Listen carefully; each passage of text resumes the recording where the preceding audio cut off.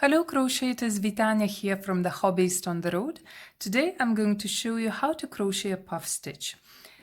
Here in this sample I have crocheted a few puff stitches together in every stitch and a couple with by skipping one stitch so that you would have a clear idea how it looks like.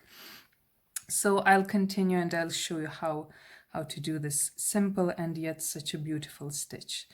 Just chain 2 because I want to skip the stitch here. So now the puff stitch, yarn over once, go into the stitch through 2 loops, pull out once. Now when you're pulling out, make sure it's loose enough. This loop is loose enough.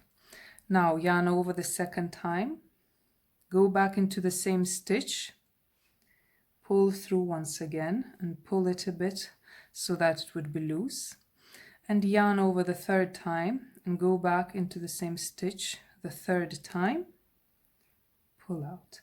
So now you have 1, 2, 3, 4, 5, 6, 7 loops on your hook.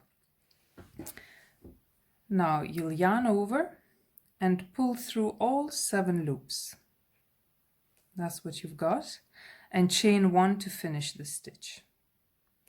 Now this is your puff. Your puff is finished, your puff stitch. Now you can do the next one into the next stitch, but for clarity purposes I'll just chain 2 more and we'll do another stitch, another puff stitch.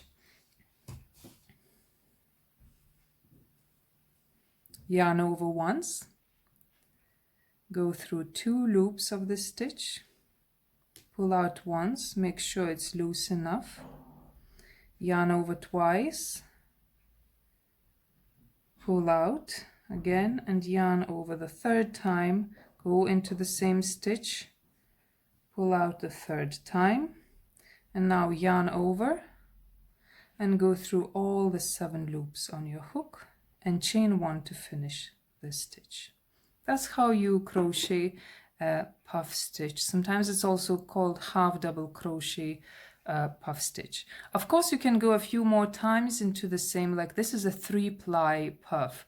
You could do a 5-ply one if you need even a puffier stitch.